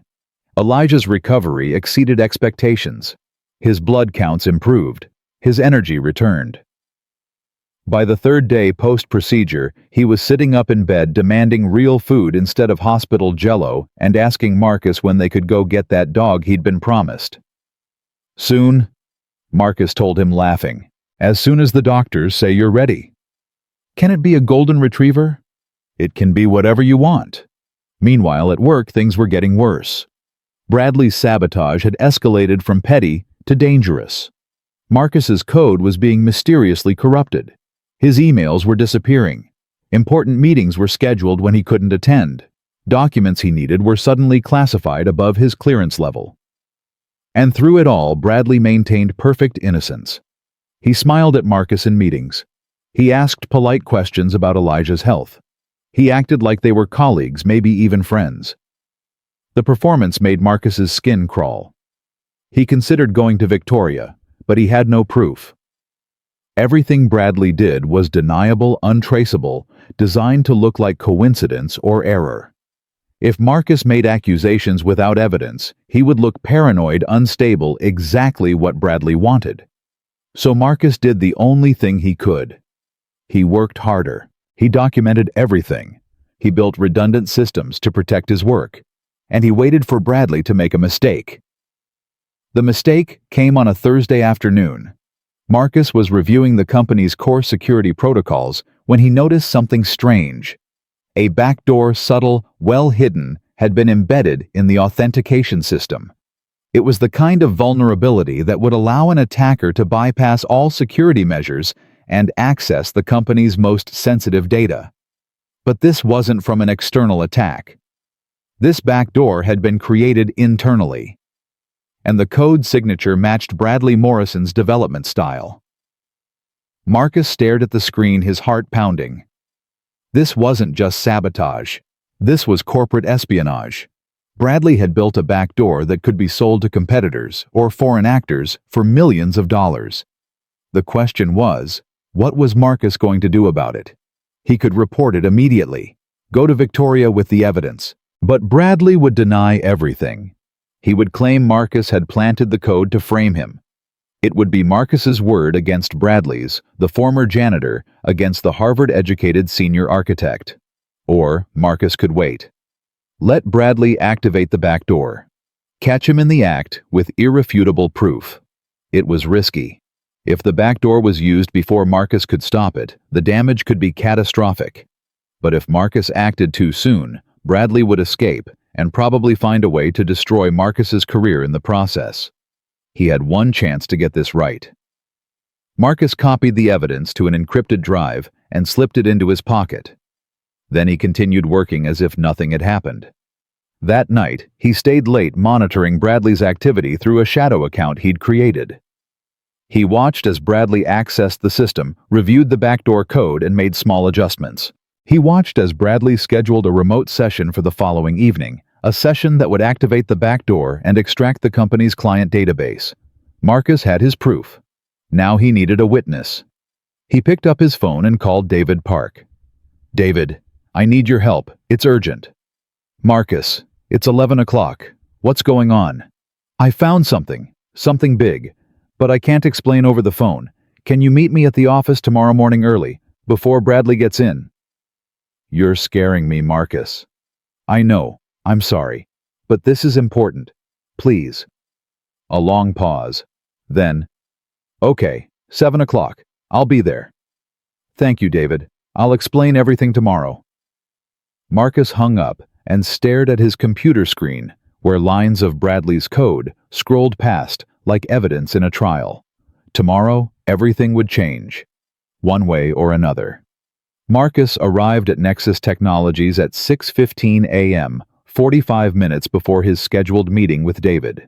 The building was nearly empty, just a handful of early bird engineers scattered across the floors and security guards making their rounds. Marcus liked it this way.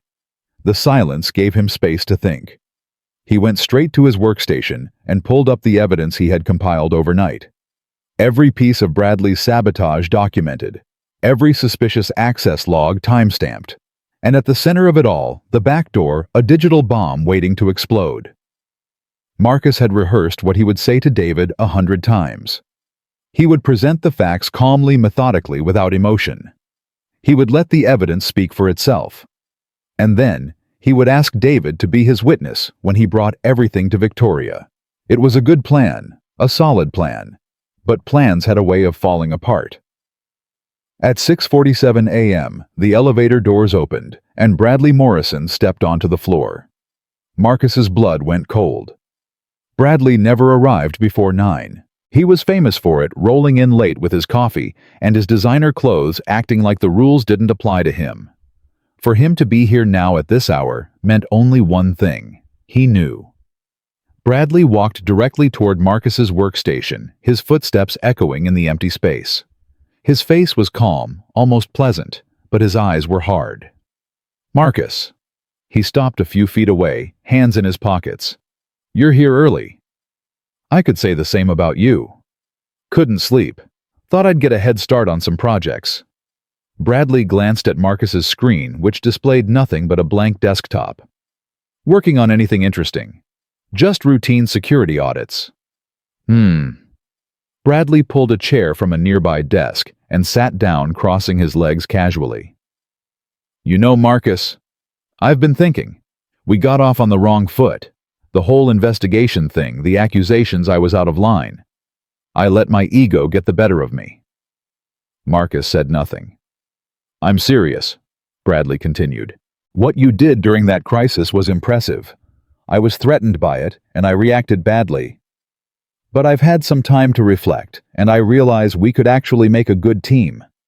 Your instincts, my connections together, we could do great things at this company. Is that so? Absolutely. In fact, I have a proposal for you. Bradley leaned forward, lowering his voice. I know about your son. I know about the medical bills, the treatments, the debt. It's a heavy burden, Marcus. No one should have to carry that alone. Marcus felt his jaw tighten. What's your point? My point is that there are opportunities in this industry, side opportunities, ways to supplement your income that Victoria doesn't need to know about.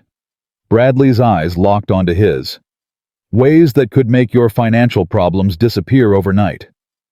The implication hung in the air like poison. Are you asking me to help you steal from this company?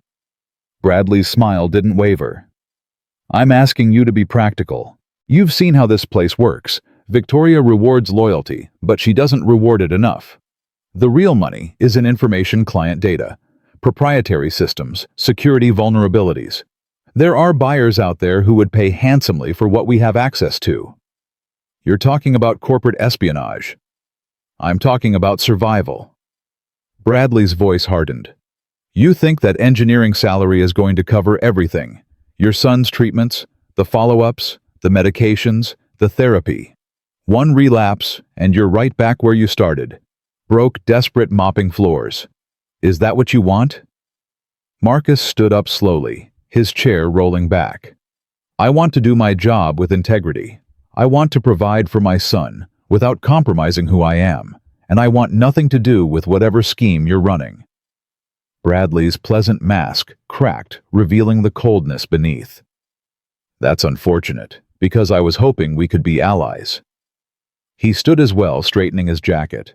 But if you'd rather be an obstacle, I'd rather be honest. Honest. Bradley laughed softly. Honesty doesn't pay the bills, Marcus. Honesty doesn't save sick children. Honesty just makes you feel good about yourself while the world crushes you. He stepped closer, his voice dropping to a whisper. You think I haven't done my homework on you? I know about Data Core. I know about the CEO who embezzled everything and left his employees with nothing. You were one of the honest ones, weren't you? You followed the rules. You played by the book. And where did it get you? Marcus didn't answer. It got you a dead wife and a dying son and a mop bucket, Bradley continued. So spare me the moral high ground. You don't have any left to stand on. The words hit Marcus like physical blows. He felt his hands trembling, his pulse pounding in his temples. Part of him wanted to grab Bradley by the collar and throw him against the wall. Part of him wanted to walk away and never look back. But another part, the part that had survived everything life had thrown at him, remained calm, watchful, waiting. Are you done? Marcus asked quietly. Almost. Bradley reached into his pocket and pulled out a flash drive.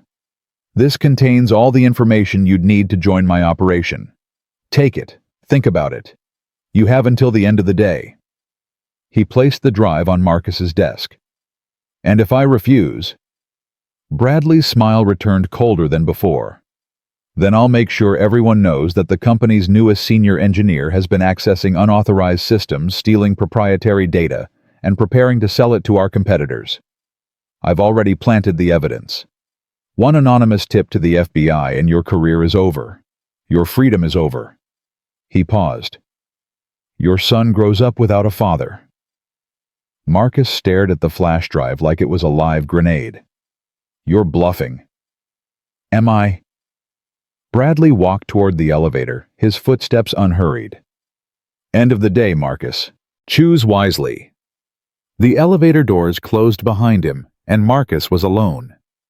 David Park arrived at 7:02 a.m., coffee in hand, looking curious and slightly anxious. "All right, I'm here. What's so urgent that it couldn't wait?" Marcus didn't waste time. He pulled up the evidence on his screen and walked David through everything: the back door, the code signatures, Bradley's sabotage campaign, and the conversation that had just occurred. David's face grew paler with each revelation. This is insane. You're telling me Bradley has been selling company secrets?" "I'm telling you he's preparing to. The extraction is scheduled for tonight. He offered me a cut to join him, and when I refused, he threatened to frame me." "Frame you? How?" Marcus explained about the planted evidence, the fabricated access logs, the anonymous tip Bradley had threatened. David listened in stunned silence. "So what do we do?" David asked finally. "We have to tell Victoria. If we tell Victoria now, it becomes my word against his. Bradley has been here for 8 years. He has relationships, allies, credibility. I've been an engineer for 2 weeks. Who do you think she'll believe?" David rubbed his temples. "But we have the evidence. The backdoor code, the timestamps. Evidence that Bradley can claim I planted to frame him. It's the same playbook he's using against me." Marcus shook his head. "We need to catch him in the act, tonight when he activates the back door. If we can document the extraction in real time with witnesses, there's no way he can deny it." "That's risky. If something goes wrong, I lose everything anyway. At least this way I have a chance." David was quiet for a long moment. Then he nodded slowly. "Okay. What do you need me to do?" Marcus outlined the plan. David would stay late monitoring the network from a secondary terminal. Marcus would position himself near Bradley's workstation, recording everything. When Bradley initiated the extraction, they would capture it on camera and immediately alert security. "We'll need Victoria here too," Marcus added. "She needs to see this with her own eyes. Can you get her to come back tonight without raising suspicion?" "I can try. Tell her there's a potential security issue that needs executive oversight. She trusts my judgment." "Good. Set it up for 8 p.m. That gives us time to prepare." David finished his coffee and stood up. "Marcus, I have to ask, are you sure about this? Bradley is dangerous. If he finds out what we're planning, he'll find out eventually. The question is whether we catch him first." David nodded, his expression grim. "All right, I'll make the calls. Let's bring this bastard down." The day passed in agonizing slowness. Marcus went through the motions of his work, attending meetings, responding to emails, acting as if nothing unusual was happening. Bradley did the same, offering Marcus cordial nods across the room, playing his role with practiced ease. The flash drive still sat on Marcus's desk. He hadn't touched it. At 5 p.m., most of the staff began filtering out. Marcus pretended to pack up, then ducked into a supply closet near Bradley's workstation. David was positioned 2 floors below, monitoring the network. Victoria was on her way, expecting a security briefing at 8:15. Everything was in place. At 7:43 p.m., Bradley returned. Marcus watched through a crack in the closet door as Bradley strode across the empty floor, his laptop bag slung over his shoulder. He looked confident, relaxed, a man about to close a profitable deal. Bradley sat down at his workstation and began typing. Marcus pulled out his phone and started recording. For 20 minutes, nothing happened. Bradley worked quietly, occasionally glancing at his watch. Marcus's legs cramped from crouching in the cramped space, but he didn't move. At 8:07 p.m., Bradley made a phone call. "It's me. I'm ready to proceed." A pause. "Yes, the transfer will be complete within 15 minutes. The authentication codes will be included in the package." Another pause. "Don't worry about Thompson. He's either in my pocket or he's going down tonight. Either way, he's not a problem." Marcus felt his blood boil, but he stayed still. He needed more. Bradley ended the call and turned to his keyboard. His fingers flew across the keys, inputting commands that Marcus recognized the activation sequence for the back door. On the screen, data began flowing. Client databases, financial records, proprietary algorithms, years of company secrets streaming toward an external server. Marcus stepped out of the closet. Bradley. Bradley spun around, his face contorting with shock. What the hell? How did you... It's over. Marcus held up his phone. I have everything recorded. The phone call, the extraction, your confession. Bradley's shock transformed into rage. He lunged toward Marcus, grabbing for the phone. Give me that. Marcus sidestepped, keeping the phone out of reach. David? The elevator doors opened, and David Park stepped out, followed by Victoria Chen and 2 security guards. Victoria's face was pale with fury. What is going on here? Ask him. Marcus pointed at Bradley, who had frozen mid-lunge. He's been running a corporate espionage operation, selling client data to external buyers. And when I refused to join him, he threatened to frame me for his crimes. That's a lie. Bradley's voice cracked. He's making this up to save his own skin. I told you he couldn't be trusted. I have recordings, Marcus interrupted. Audio and video. His phone call confirming the transfer. His activation of the back door he built into our systems. He held out his phone to Victoria. It's all here. Victoria took the phone. She pressed play. Bradley's voice filled the room, clear and damning. Don't worry about Thompson. He's either in my pocket or he's going down tonight. The color drained from Bradley's face. That's taken out of context. He edited it. He manipulated. The network logs confirm active data exfiltration from your terminal, David said coldly. 17 gigabytes and counting. Client financial data, proprietary source code, security protocols. He looked at Victoria. It's real, Victoria, all of it. Victoria stared at Bradley for a long moment. Then she turned to the security guards. Detain Mr. Morrison. Notify the authorities. No one leaves this floor until the FBI arrives. You can't do this, Bradley shouted as the guards seized his arms. I built this security team. I've given this company 8 years of my life. You can't throw me away for the word of a janitor. Victoria stepped closer to him, her voice ice cold. You're right about one thing, Bradley. You did give this company 8 years. And in return, I gave you trust, respect, authority. She paused. Marcus has been here 3 weeks, and in that time he's saved this company twice, once from an external attack, and now from you. She shook her head slowly. I don't care where someone comes from or what uniform they wore. I care about what they do when it matters. And when it mattered, Marcus showed more integrity in 1 moment than you've shown in 8 years. Bradley's face twisted with hatred. This isn't over. You hear me? This isn't... The guards dragged him toward the elevator. His protests echoed off the walls until the doors closed, cutting them off mid-sentence. And then it was quiet. Victoria turned to Marcus, her expression softening. Are you all right? Marcus realized his hands were shaking. The adrenaline that had carried him through was fading, leaving behind exhaustion so deep it felt physical. I don't know, he admitted. I think so. What you did tonight was incredibly brave and incredibly risky. Victoria paused. Why didn't you come to me sooner? Because I had no proof. And because...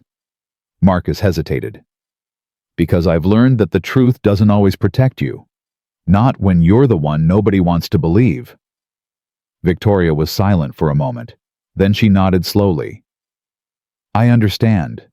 And I'm sorry. I should have seen what Bradley was doing.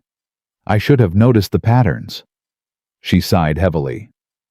I prided myself on building a company based on merit and integrity. And all this time, one of my most senior engineers was undermining everything we stood for. You couldn't have known. Maybe not, but I should have looked harder. Victoria straightened her shoulders, regaining her composure. David, I want a full assessment of what was compromised tonight. Work with IT, to determine the extent of the damage and begin remediation immediately. On it, David headed toward his terminal. Victoria turned back to Marcus. As for you, go home. Get some rest. Hug your son. Tomorrow we'll discuss your future at this company. My future? Did you think I was going to let you stay a senior engineer after this? Victoria's lips curved into a slight smile. That would be a waste of your talents, Marcus. We'll talk tomorrow. She walked toward the elevator, leaving Marcus standing alone in the middle of the empty floor. He didn't go home right away. Instead, Marcus drove to the hospital. It was past visiting hours, but the night nurse recognized him and let him through with a sympathetic nod. Elijah was asleep when Marcus entered the room. The monitors beeped their steady rhythm. The IV dripped. Everything was exactly as it had been every other night, but Marcus felt different. He sat down in the plastic chair beside his son's bed and took Elijah's small hand in his own. The skin was warmer now, healthier. The color had returned to his cheeks. The darkness under his eyes had faded. His son was getting better. His son was going to live. And Marcus had protected him not just with insurance and treatments, but with integrity. He had faced down a man who threatened everything he loved, and he had won without compromising who he was. "Hey, buddy," Marcus whispered. "I did something tonight, something hard, but I think your mom would have been proud." Elijah stirred in his sleep, but didn't wake. "I almost took the easy way out." Marcus continued, his voice barely audible. "There was a moment when I thought about it, about taking the money, ignoring what was wrong, just surviving, like I've been doing for years." He paused. "But then I thought about you, about what kind of father I want to be, what kind of man I want you to see when you look at me."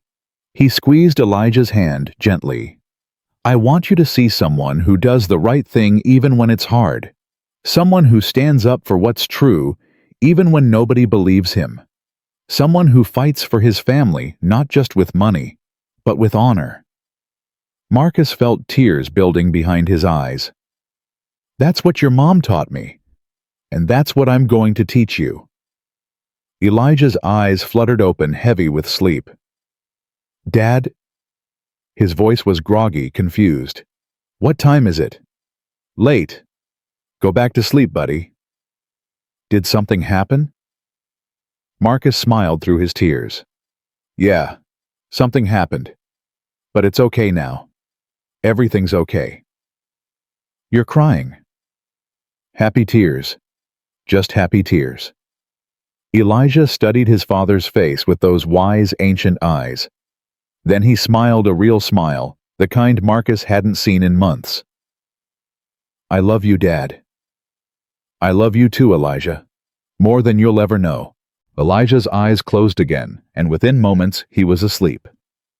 Marcus stayed for another hour, watching his son breathe, feeling the steady pulse of his heartbeat through their joined hands. The hospital was quiet around them, wrapped in the peculiar peace that descends after midnight. When he finally left, the first hint of dawn was touching the horizon. Marcus walked to his car, tired but lighter than he had felt in years. The weight he had been carrying, the guilt, the fear, the constant pressure of survival, hadn't disappeared. But it had shifted somehow, redistributed into something more bearable. He had fought for his son with everything he had. He had protected his integrity when it would have been easier to sell it. He had proven that the man he used to be, the brilliant engineer, the devoted husband, the fighter who never gave up, was still alive inside him. And tomorrow, whatever Victoria offered him, Marcus knew one thing for certain: he was never going to be invisible again. The FBI arrived at Nexus Technologies before sunrise. Marcus watched from across the street as agents in dark suits moved through the building, carrying boxes of evidence, interviewing employees, documenting everything. The news crews showed up an hour later, vans with satellite dishes parked along the curb, reporters doing stand-ups with the company logo visible behind them. He didn't go in. Not yet.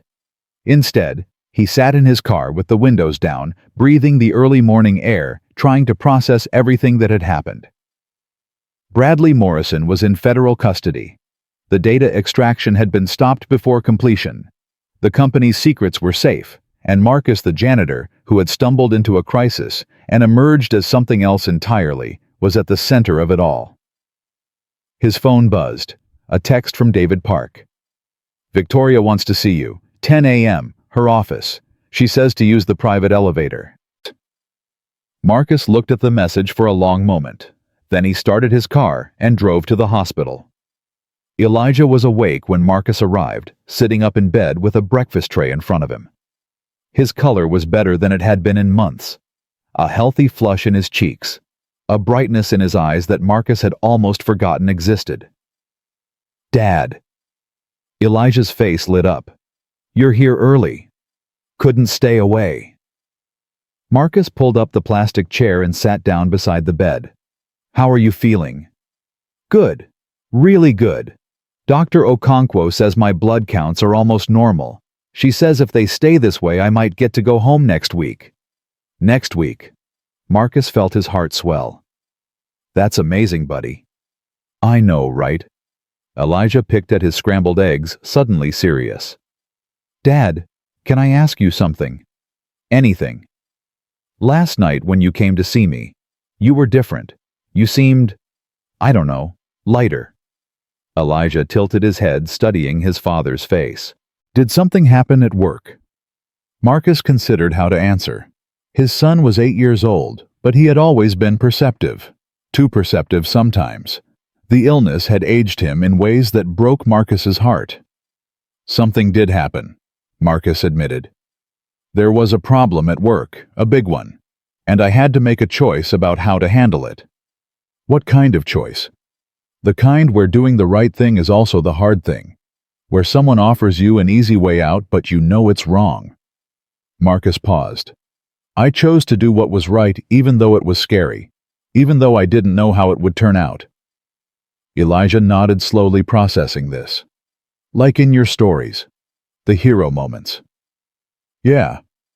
Marcus smiled. "Like in my stories." "Did it work out?" "It did. The bad guy got caught. The good guys won." Marcus reached over and ruffled his son's hair. "And now I have a meeting with my boss to find out what happens next." "Are you nervous?" "A little." Elijah set down his fork and looked at his father with those wise, ancient eyes. "Don't be. You're a hero, Dad. Heroes always win in the end." Marcus felt tears threatening again, but he blinked them back. "When did you get so smart?" "I learned from watching you." Marcus leaned over and hugged his son, holding him tight, breathing in the scent of hospital soap and something else, something that smelled like hope. "I love you, Elijah." "Love you too, Dad. Now go to your meeting, and tell me everything when you get back." "Deal." Marcus arrived at Nexus Technologies at 9:45 a.m. The chaos of the morning had settled into a tense calm.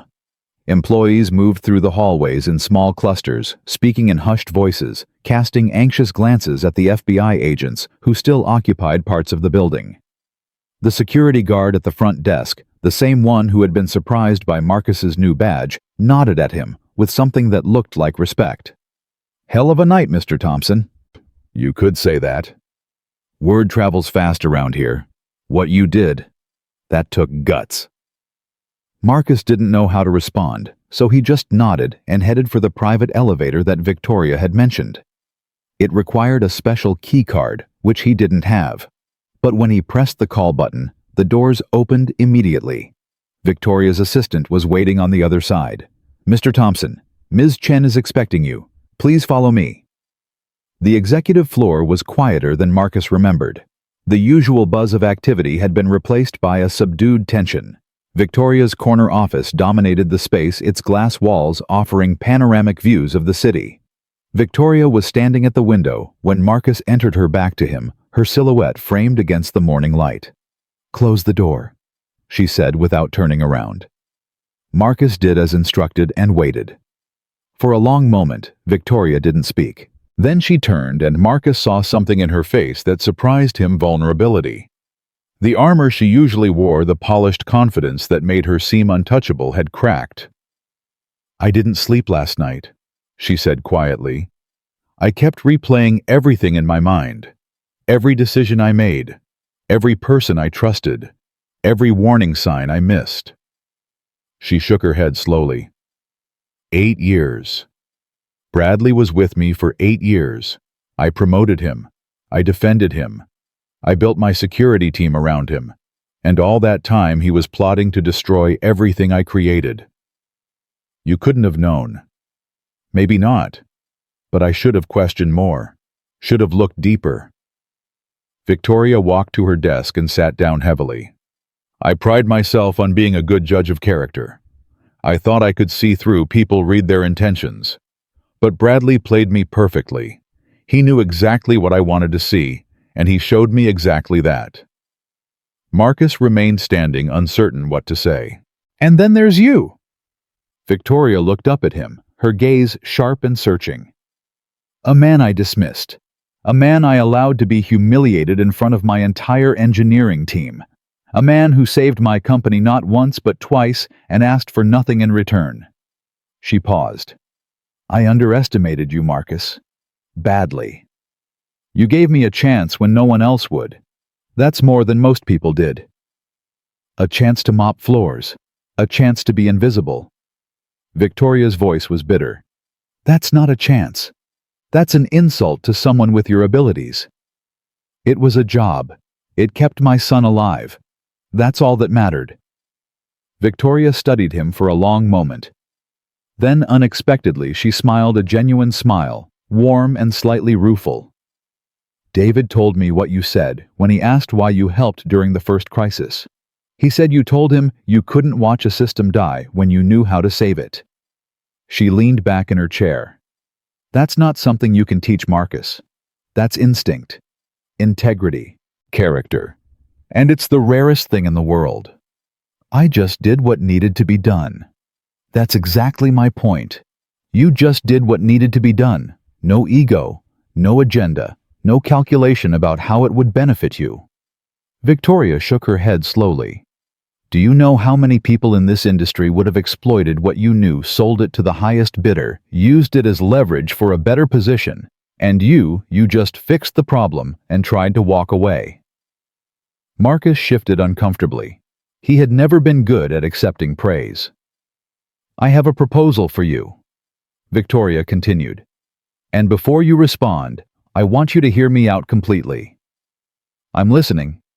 Victoria stood and walked around her desk, stopping a few feet from where Marcus stood. "I want to make you my chief security officer. Full executive position. Seat at the leadership table. Salary of $350,000 per year, plus stock options, plus a signing bonus that will cover any remaining medical expenses for Elijah." Marcus felt the floor shift beneath him. "Chief Security Officer. You've demonstrated more security expertise in 3 weeks than Bradley did in 8 years. You understand systems at a level my other engineers can only aspire to. And more importantly, I trust you. After everything that's happened, trust is the most valuable commodity I have." "Victoria, I don't know what to say. I was a janitor a month ago. And before that, you were one of the best systems architects in the industry. Your past doesn't define your limits, Marcus. Your actions do." Victoria's voice softened. "I know this is overwhelming. I know it's fast. But I also know that opportunities like this don't come often, not for people like us. People like us. People who had to fight for every inch. People who were told they didn't belong, couldn't succeed, wouldn't amount to anything." Victoria's eyes met his. "I built this company from nothing. I was the daughter of immigrants, the first in my family to go to college, told 1,000 times that a woman couldn't lead in tech. And I proved them wrong every single day until proving them wrong became the only thing I knew how to do." She paused, her expression vulnerable in a way Marcus had never seen. "I see that same fight in you, Marcus.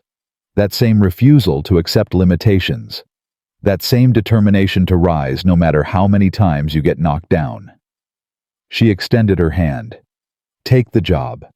Let me give you the position you deserve.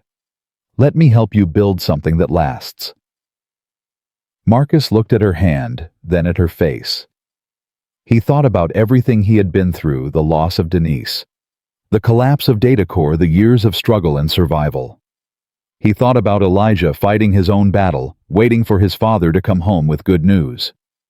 He thought about the man he used to be, and the man he had become, and the man he still wanted to be. Then he took Victoria's hand and shook it. "I'll take the job." Victoria's smile widened. "Good. Now let's get to work. We have a company to rebuild." The weeks that followed were the busiest of Marcus's life. As Chief Security Officer, he was responsible for redesigning the entire security infrastructure that Bradley had corrupted. It was a massive undertaking, reviewing every system, patching every vulnerability, implementing new protocols that would prevent anything like this from happening again. He assembled a team of engineers he trusted, including David Park, who became his right-hand man.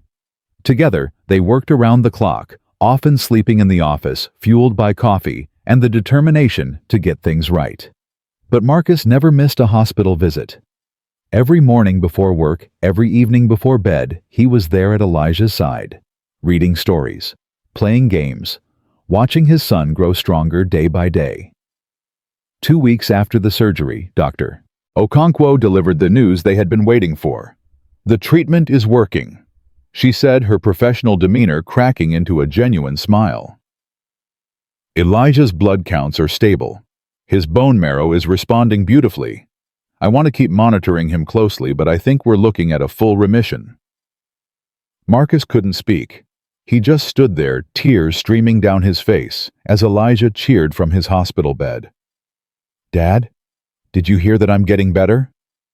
"I heard, buddy." Marcus's voice was barely a whisper. "I heard." 3 days later, Elijah came home. Marcus had spent his lunch break preparing the apartment, cleaning every surface, stocking the refrigerator with Elijah's favorite foods, hanging a banner that read, "Welcome home, hero," across the living room wall. It wasn't much, but it was theirs. When Elijah walked through the door, his eyes went wide. "Dad, you did all this?" "Of course I did. This is your homecoming. It has to be special." Elijah ran through the apartment, touching everything, marveling at the normalcy of it all. He jumped on his bed. He opened his closet. He stood at the window looking out at the city street below. "I missed this," he said quietly. "I missed being home." Marcus stood in the doorway, watching his son, feeling a joy so profound it was almost painful. "I missed having you here." Elijah turned a mischievous glint in his eye. "Dad, you didn't forget, did you?" "Forget what?" "The dog. You promised. If I got better, we could get a dog." Marcus laughed a real laugh, the kind he hadn't felt in years. "I remember. A golden retriever, right?" "Yes." "Okay. This weekend we'll go to the shelter. We'll find the perfect one." Elijah ran across the room and threw his arms around his father's waist. "Thank you, Dad. For everything. For not giving up." Marcus held his son close, breathing in the scent of shampoo and clean clothes and home. "I would never give up on you, Elijah. Never." They stood like that for a long time, father and son together at last. The following Saturday, they went to the animal shelter. It was a modest facility on the outskirts of the city, run by volunteers who loved animals more than they loved comfort. Dogs barked from their kennels as Marcus and Elijah walked down the aisle, each one vying for attention. "What about this one?" Elijah pointed at a hyperactive beagle who was practically vibrating with energy. "That's a lot of dog, buddy. You sure you can handle it? Maybe something calmer?" They continued down the aisle past terriers and hounds and mixed breeds of every shape and size. Elijah stopped at each kennel, considering carefully, but none of them seemed quite right. Then they reached the last kennel on the row. Inside, sitting quietly in the corner, was a golden retriever. Not a puppy, maybe 3 or 4 years old, with sad eyes and a graying muzzle. She looked up when Elijah approached her tail, giving a hesitant wag. "Dad, look at her." Marcus read the information card on the kennel door. "Her name is Sunny. She's 4 years old. Previous owner passed away. She's been here for 6 months." 6 months? Elijah's voice was horrified. "That's so long. She must be so lonely." "She's older than the puppies. Most people want younger dogs." Elijah pressed his face against the kennel wire. Sunny stood up slowly and walked toward him, her tail wagging more confidently now. She licked Elijah's fingers through the mesh. "Dad?" Elijah's voice was soft but certain. "I want her. I want Sunny." Marcus looked at the dog, then at his son. Both of them had been through so much. Both of them had spent too long waiting for someone to give them a chance. "Okay," he said. "Let's take her home." The adoption paperwork took less than an hour. The shelter volunteers were overjoyed that Sunny had finally found a family. They loaded Marcus's car with food toys and blankets, refusing to let him pay for any of it. "She deserves a good home," the shelter director said. "Something tells me she's going to get one." On the drive back, Elijah sat in the back seat with Sunny's head in his lap, stroking her ears and whispering promises about walks and treats and love. Marcus watched them in the rearview mirror, his heart so full it ached. That night, Elijah fell asleep on the couch with Sunny curled up beside him. Marcus covered them both with a blanket and sat in the armchair across the room watching them breathe. His phone buzzed. A text from Vanessa. "Just saw the news about Nexus Technologies. Is that you they're talking about, the security guy who saved the company?" Marcus smiled and typed back, "Long story. I'll tell you everything when you visit." "Visit? I'm booking a flight right now. My baby brother is a hero. I need to see this with my own eyes." "Looking forward to it." Marcus set down his phone and looked at his sleeping son, at the dog who had finally found a home, at the apartment that no longer felt like a place of survival, but a place of life. For years he had measured success by how much he could endure, how long he could hold on, how many hits he could take without falling. But real success wasn't about survival. It was about building something worth surviving for. 3 months later, Marcus stood on a stage in front of 500 people. The annual Nexus Technologies conference was the company's biggest event of the year, a showcase of innovation, a celebration of achievement, and this year, a tribute to the man who had saved them from catastrophe. Victoria Chen stood at the podium delivering her keynote address. "Every company has a story," she said. "A narrative about who we are, what we stand for, and what we're capable of achieving. But sometimes our stories are challenged. Sometimes the very foundations we built are threatened by forces we never anticipated." She paused, letting her words settle over the audience. 3 months ago, this company faced such a threat, a sophisticated attack designed to destroy us from within. And when that attack came, when everything we had worked for hung in the balance, one man stood up. Not an executive, not a senior leader, a man who until recently most of you had never noticed. Victoria turned and gestured toward the side of the stage. "Ladies and gentlemen, I'm honored to introduce our Chief Security Officer and the hero of Nexus Technologies, Marcus Thompson." The applause was thunderous. Marcus walked onto the stage, his heart pounding his legs unsteady. He had never liked public attention. But as he looked out at the sea of faces, colleagues who had once ignored him, engineers who had once laughed at him, leaders who now depended on him, he felt something unexpected: pride. He reached the podium and waited for the applause to fade. "Thank you." He began, his voice rough with emotion. "I'm not used to standing in front of crowds. For most of my life, I've worked behind the scenes, fixing things that break, building systems that others take for granted, being invisible." He paused, gathering his thoughts. "But I've learned something over the past few months, something that took me 54 years to understand." He looked out at the audience, meeting their eyes. Invisibility isn't safety. It's just a slower form of disappearing. When we hide who we are, when we diminish ourselves to avoid attention, we don't protect ourselves, we erase ourselves. The room was silent. I spent years being invisible because I was afraid. Afraid of failure. Afraid of rejection. Afraid of being seen and found wanting. But the truth is, the only person limiting me was me. The only person who believed I didn't belong was me. Marcus felt the weight of his words, the truth of them settling into his bones. Every person in this room has a gift, something that makes them unique, something that the world needs even if the world doesn't know it yet. And your job, your only job, is to stop hiding that gift. Stop waiting for permission. Stop believing the voices that tell you you're not enough. He thought of Elijah watching a live stream of this moment from their apartment, probably cheering at the screen.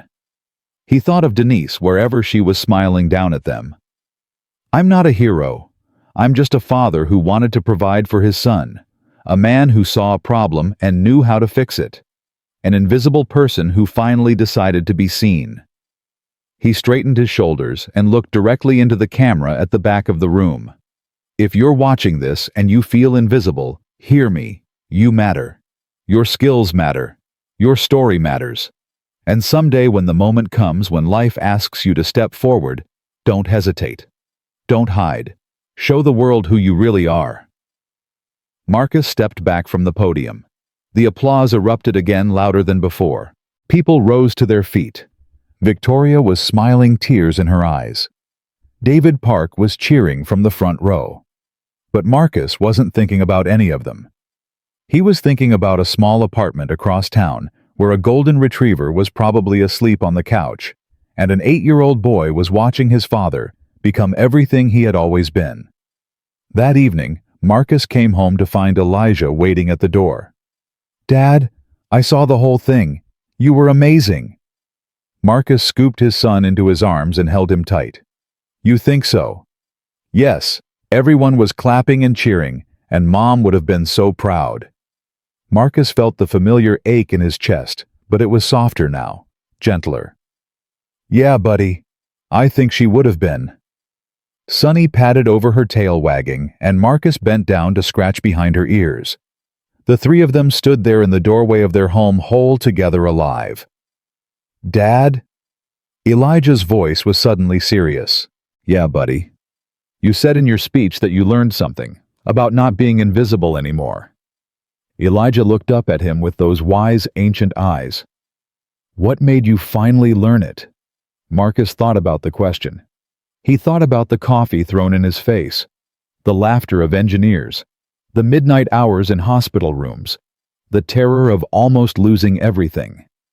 And then he thought about this moment, this apartment, this dog, this son.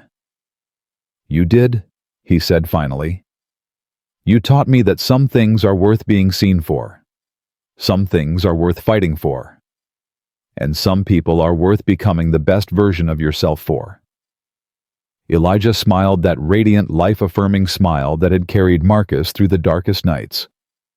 "I love you, Dad." "I love you too, Elijah, more than anything in this world." They walked inside together, Sunny at their heels, and closed the door behind them. Outside, the city hummed with its endless noise, traffic and sirens, and millions of lives unfolding in parallel. But inside that apartment, there was only peace, only love, only the quiet triumph of a man who had lost everything and found it again. Marcus Thompson had spent years being invisible. He had mopped floors and fixed lights and disappeared into the background of other people's success. He had buried his gifts, hidden his pain, and survived by becoming small. But survival was never the goal. Living was. And now, finally, Marcus Thompson was living. He was a father, a leader, a man who had faced the worst life could offer and emerged stronger. A man who had proven that genius isn't born from privilege, it's forged in fire, refined by struggle, and revealed in the moments when everything hangs in the balance. The janitor who saved the empire, the invisible man who chose to be seen, the father who never gave up. Marcus sat on the couch with Elijah curled against his side, and Sunny at his feet, watching the sun set through the window. The light painted everything gold, the walls, the furniture, their faces. Dad, Elijah murmured sleepily. Yeah. Can you tell me a story? One of the hero ones. Marcus smiled and pulled his son closer. Once upon a time, he began, there was a man who thought he had nothing. No money, no power, no one who believed in him. The world told him he was invisible, and for a long time he believed it. What happened to him?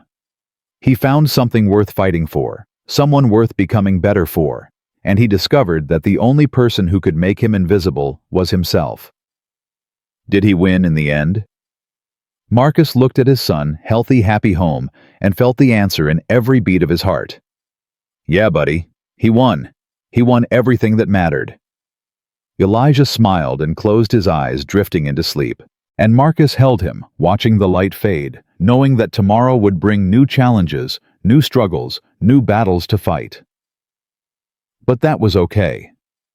Because Marcus Thompson was no longer a man who merely survived. He was a man who lived. And nothing, no failure, no tragedy, no force on earth would ever make him invisible again.